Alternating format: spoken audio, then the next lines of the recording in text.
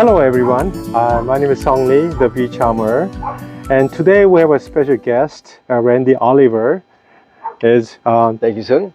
a beekeeper and independent researcher. So we have a lot of questions that we want to ask, people ask, but we're just up to date where you at, and we'd like to know some of the information and so forth. So share with us, and it's just pleasure to have you. Thank you. Yes. Okay. So. You should first tell them that we just finished doing an all-day workshop for beekeepers and a field session here at your home. So we're coming out from having our hands in beehives for the last few hours. Well, I think one of the interesting things is that we don't want to have a just regular, be nice, good-looking, no problem hive. Right. But as you have requested, I try to prepare some of the problematic. Exactly. And then so people actually can see it.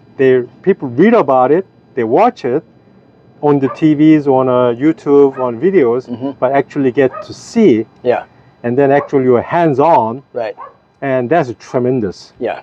Yeah. You don't learn much from textbook perfect hives. You learn from trying to diagnose the problems of hives in real time in front of your face, and then address those problems in the hives. Yeah.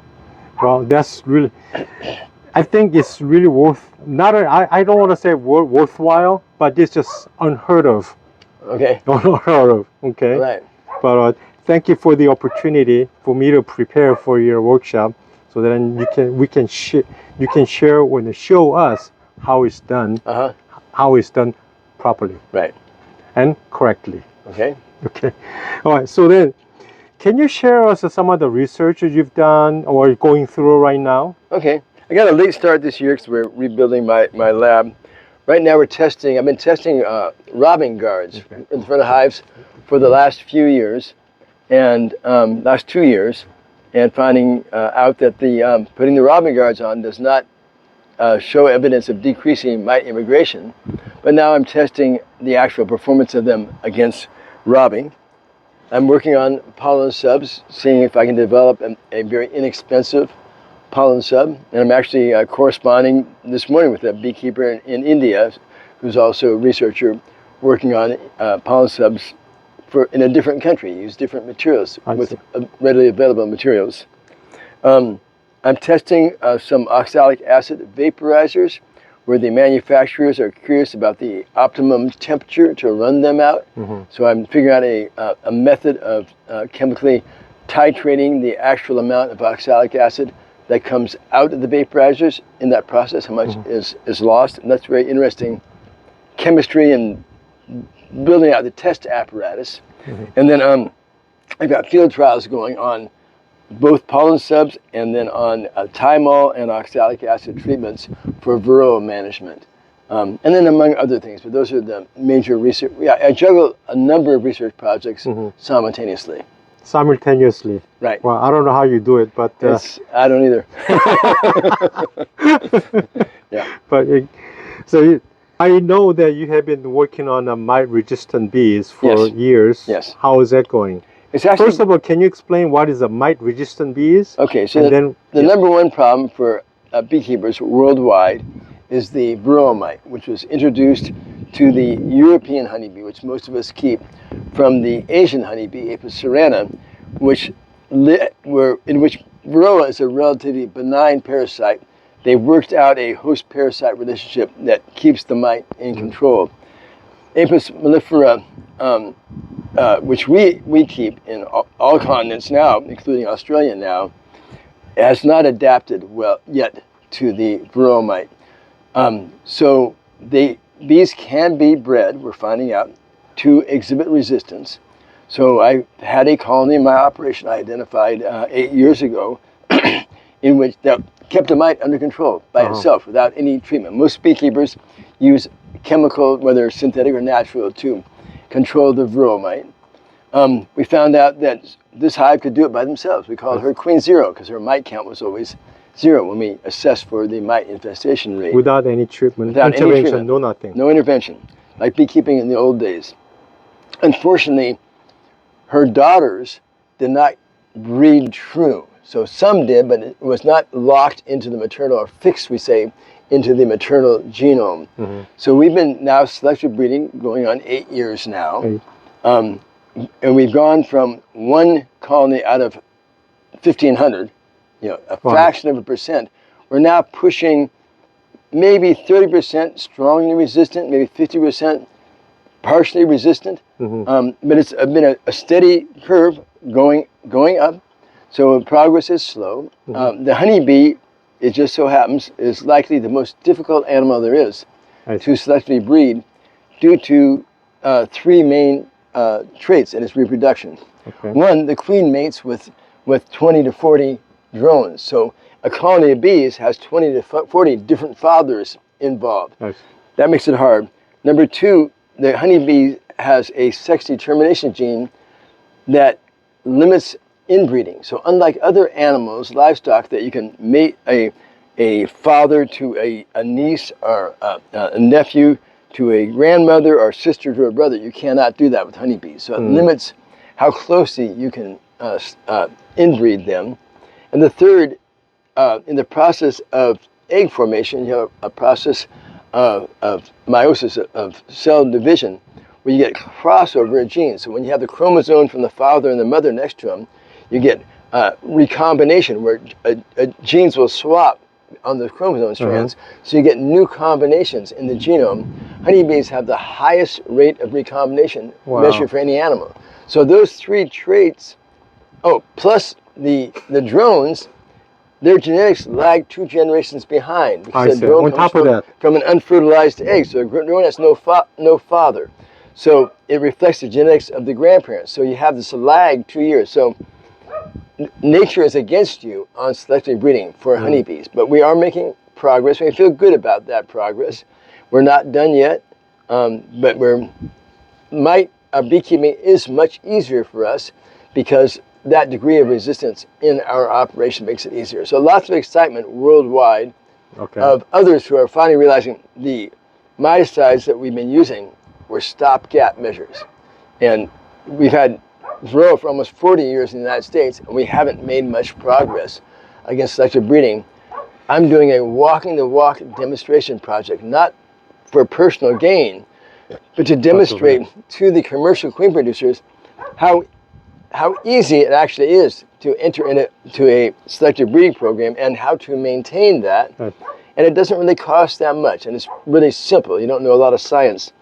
So my point is to hand this information over. I publish every year a report of the good, the bad, the ugly, and our progress, not trying to pitch sales or anything, simply to show others how to do it. So great interest in other continents from beekeepers and universities on how to go about doing this. There are other programs that are much more complicated and more expensive, and they're not having any more luck than I am with a very simple traditional breeding approach. I see.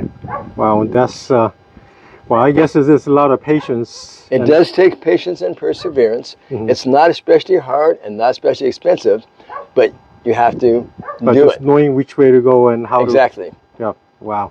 That's one side of it is that it's kind of exciting. Yeah. And also, as you said, it does not cost as much as that's what it probably. I think we're thinking as a research, it's like it needs a funding. Right. We need all kinds of facility and laboratories and personnel. Yeah. But what you're doing is showing the showcase, just like before, showcase to everybody. It can be done. Roughly 100 man hours a year. Wow. For a breeding program for 1,000 hives. And that's the additional time that we spent. Wow. And all my research, I'm an independent researcher. I collaborate with university researchers and USDA researchers. I'm collaborating with 2 different USDA researchers right now, at different labs. And but all my research is funded by donations from beekeepers themselves. My feeling is that beekeepers want to have good information. They can pay for it, and I don't make a profit at it. I get enough donations to cover my out-of-pocket expenses, and I'm happy with that. Sure. Right. Great. Well, I mean, everybody should see and support, and at the end, we are the one getting benefit the most. Absolutely, Yes. and beekeepers appreciate that. Yes, and of course. you know, I get a trickle of money coming in all the time with thank you notes from beekeepers who find my research valuable to them. I do applied research, not research theoretical. Right. All my research is as a commercial beekeeper myself. My son's running the operation now, me involved. What research do we need for our operation? Or what questions do beekeepers ask me that they want to get answers to that is of practical value to them? I see. Okay. So I want to interject on that. If anybody wants to support and donate, what one can do? Oh, you can go to scientificbeekeeping.com on the internet, and there's a donate button by PayPal. And if you don't have PayPal, beekeepers send checks or whatever. I'm happy to help out if somebody wants Sure. to donate. Yeah. Okay. All right. This is great. Okay. So about the pollen patty, and I know you've been working on the improved Right. pollen patty, which is a protein, which is very important. And what have you done? What was it changed and improved upon? Okay, so beekeepers sometimes supplementary feed their colonies. So in some areas where you have bees, if there's no flowers blooming, you can be a migratory beekeeper, pick up all your hives onto trucks and drive them to another state where there's flowers blooming. Or you can leave them there and give them supplemental feed, just as you would if your cattle were hungry. You can bring in hay. But for honeybees, what they need is either an artificial nectar, which can be replaced with sugar syrup temporarily, or with a pollen substitute, which is vegetable protein fed to them in a patty. So it's called a pollen sub or pollen substitute. There's been a lot of pollen subs developed, most of them by the technique I call by guess and by golly. Somebody figures, oh, this might go well together with this. We'll see if the bees will eat it and if it works or not. I decided to go after it in collaboration with a USDA researcher and do a controlled trial where we had them all analyzed for amino acid content, lipid content, looking and the sugar contents, and see how they perform compared their performance. I'm luckily in an area where we have a very long dearth where there's no natural pollen coming in. So that in order to test a pollen sub, you can't have natural pollen coming in. So you have to go somewhere where there's No pollen. where there's a bad dearth. And we have yards where the colonies will nosedive, go downhill, and eventually die from lack of nutrition if you don't supplement them. Just run out of gas right in the middle of flight. Right. So we would not normally keep colonies there unless we can supplementally feed them. So they're the perfect location for a pollen sub trial, and we can run these large-scale trials with hundreds of hives to get good statistical data.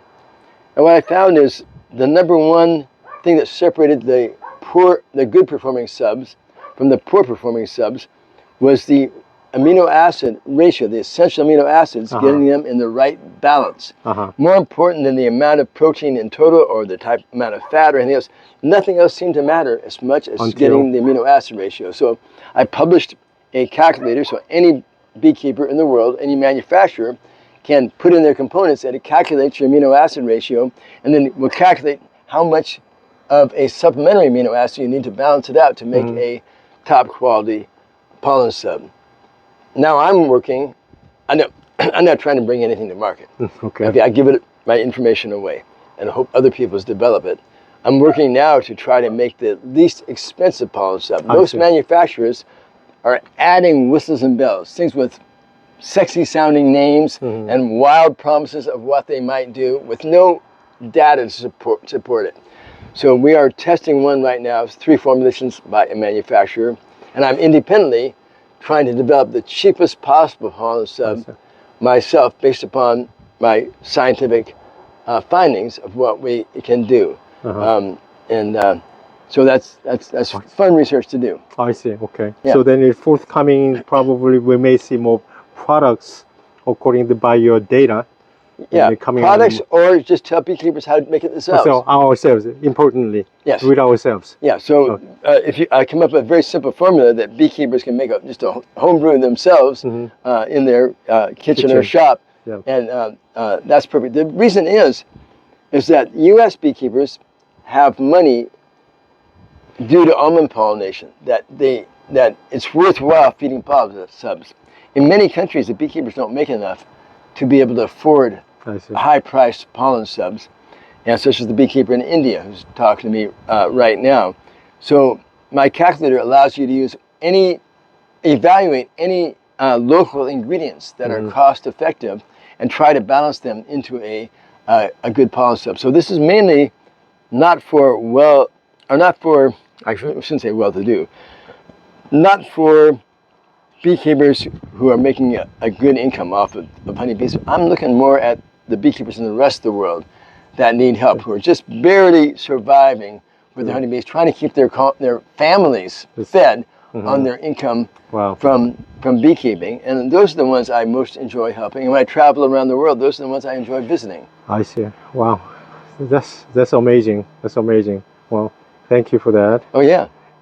So then I want to move on to right now, all the my treatment is going to like oxalic acid, glycerin, and we have to change it through. And can you give us some rundown about what you get it into oxalic acid, where we at, and as far as using the oxalic acid? Yes. So when Varroa first arrived in most countries, we skipped the whole integrated pest management pyramid. We start with resistant stock, you work up to biotechnical methods, and then biopesticides, natural pesticides, and you go to the synthetic pesticides. In most all countries, they skipped all those steps, went right to the synthetic pesticides.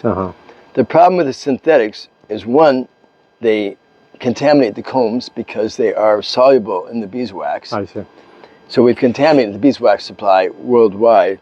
Number two, that contamination has a negative effect, an adverse effect on the health of the honeybees themselves. So the beekeepers themselves become the major pesticide input into beehives, not from the farmers, but from the beekeepers themselves. And number three, because of their specific modes of action, it's generally easier for the mite to evolve resistance to a synthetic pesticide as opposed to a natural pesticide. So now the shift is starting to go towards these biopesticides, namely essential oils are thymol from the thyme herb would be the main one, oxalic acid, which is a common in spinach, rhubarb, and other vegetables, as a repellent, a natural plant repellent, but it biodegrades, it's easy digestible, no part of our diet, so it's very safe. And the last one is formic acid, which is produced by ants and some plants, again, as a repellent, and used in beehives. The mites are more sensitive to it than the honeybees are. So with these three natural biopesticides, one can manage Varroa completely. We haven't used a synthetic miticide in our operation in going on 23 years now. We've run a commercial operation using nothing but these, quote, organic, natural pesticides, these biopesticides. And worldwide, the synthetics are starting to fail, and the beekeepers are freaking out. And they're very interested in learning from my experience and my testing. So I don't bring anything to market, but I run field trials. I get an experimental pesticide research authorization from the state of California every year to run experiments, not to tell beekeepers how to use it, but to demonstrate ideas for developers to bring these to market. I'm also challenging the EPA and our state regulatory agencies to say, do what New Zealand did, where they decided, wow, these natural products, these biopesticides, are no risks to the environment. Why should we even regulate them? So they allow beekeepers to use, in New Zealand, they have an own use exemption that says beekeepers in your own hives, you're free to use off-the-shelf formic acid, oxalic acid, or thymol, because we're not concerned about poisoning anybody or poisoning the environment because they're all natural biodegradable products. They don't contaminate the honey. We're in the middle of this challenge and transition to our state regulatory agencies to loosen up and give us some freedom to do this. My point to them is that if a law is unreasonable, people don't respect that law. And you wind up with people being scofflaws. I would rather that we change the laws and make them more reasonable so we can respect them and not be outside the law. The bureaucracies of the regulatory agencies are resistant to that. It sounds very familiar. Yes. Okay. So since I'm not an attorney, I don't want to try to be an activist or anything, but I'm the biologist who can supply actual hard data and show, what levels there actually are and how harmless they are, and also what dangers they have to be careful with, not environmental danger, but to the beekeeper or to the bees. So it's a dynamic situation right now. I just got back from speaking in New Zealand, and a bunch of Australians were there. New Zealand beekeepers are trying to switch to the naturals. Okay. And Australia, which just got the varroa mite, and they haven't How had long ago was it? It's been what? Just This is the second year? No, this is I guess maybe going the second year. Mm-hmm. They have had the purest honey in the world because they haven't had any miticides. Right. And the government is only giving them a choice of using synthetics. And they said, no, we want to use the natural ones. So this is a pushback in Australia too. So this is not just in my country. Yeah. And I just got back from speaking in France, and they're limited by their registered products, and they would rather have that freedom. So worldwide, the beekeepers are starting to push the regulatory agencies, where beekeepers have pushed them to regulate the farmers to not spray harmful pesticides that kill insects. We're trying to push them to say, hey, on these natural biocides, which the regulatory agencies want us to use, why not just let us use them? We are no risk to the environment because any application is within the beehive. It never gets out to the environment. So So what are their response? As far as the government? They're government agencies. How do you think they're going to respond? A lot of words that mean nothing. I see. So the EPA admitted I was right. Okay. They really don't have authority to regulate something that is of no risk to the environment. Mm-hmm. So they said, very hidden, for our own use you can use them, but they passed it on to the states without the EPA saying, states, let them use it. They passed the buck to the states. So now we have 50 different states to deal with. Oh so my God. Stay tuned. Okay. So then and speaking of us, then you're doing all the run around, try to show them what can we do, what the beekeepers can do, to help this thing going forward. That's tough. We will be asking probably beekeepers soon. We have groups working to ask them to write to their legislators. I see. Talk to their legislators and say, hey, there's an unreasonable law on the books.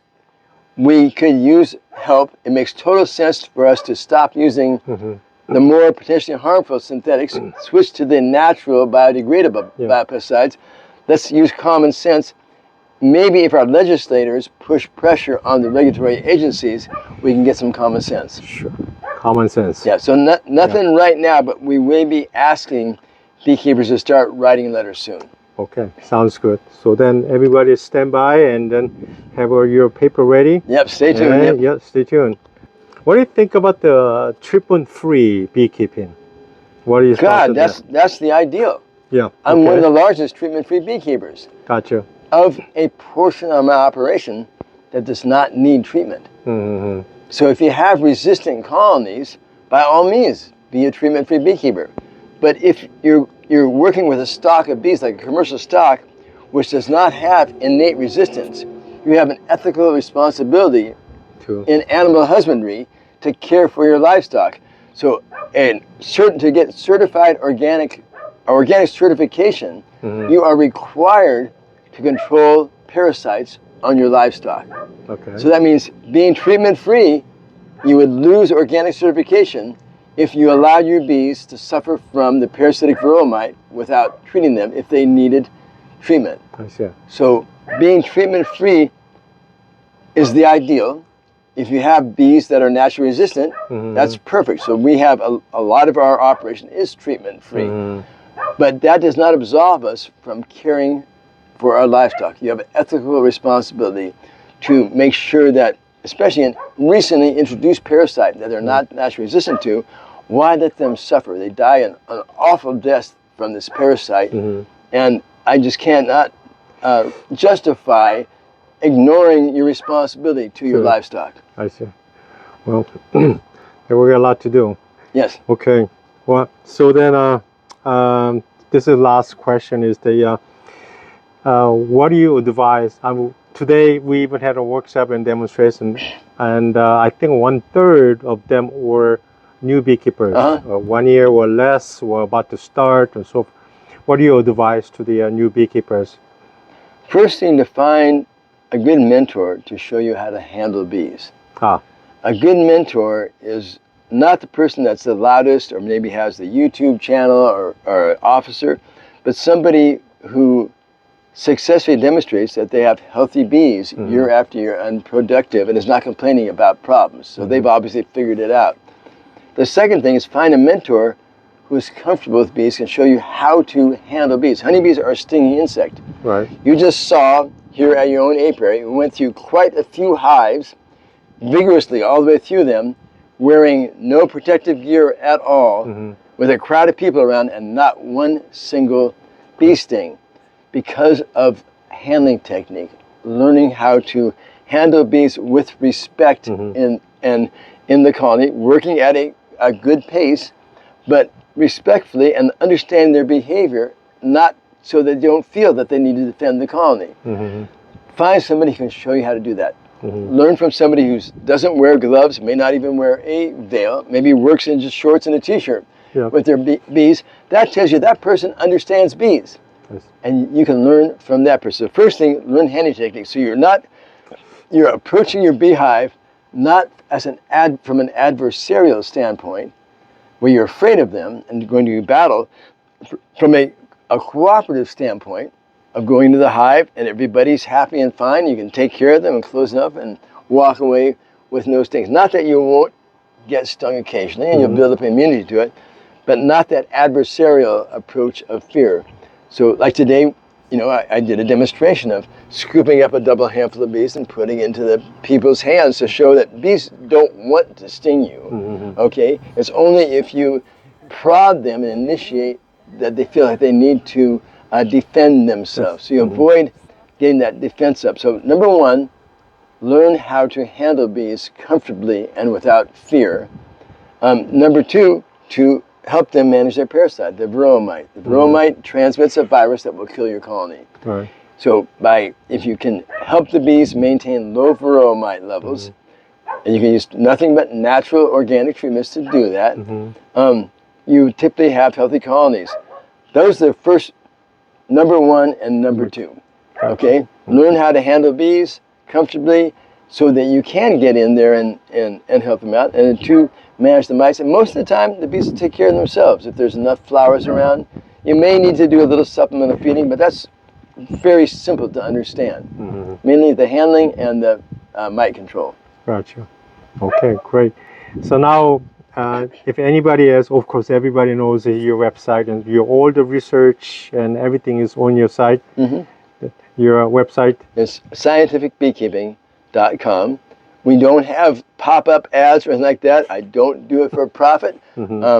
So it's just based upon donations from beekeepers and beekeepers from all over the world. I mean, this morning before breakfast, I had correspondent emails from beekeepers in 5 different countries. Okay, they have questions, and I will answer the questions or help advise them on research, or I will often say, okay, I can take on that research project and try to get an answer to their questions. Great, how wonderful. Well, I'm officially retired and working harder than I ever worked, but it's my joy. I was a teacher beforehand, and I enjoy helping people. I serve my community of beekeepers. I love the community of beekeepers worldwide, and I'm honored that I have in a position of knowing a background in biology and have a commercial operation at my disposal to do research and do that research and share it. Certainly we are blessed. Well, thank you. And blessed the bees, and I'm blessed. Of you. Yes. The appreciation every day from beekeepers around the world makes it all worthwhile for me. Well, thank you so much. Oh, you bet. Thank you. Thank you for spending time with me. Okay. And answer some other questions. All right, thank you. Thank you. Right. All right. Good. Thank you.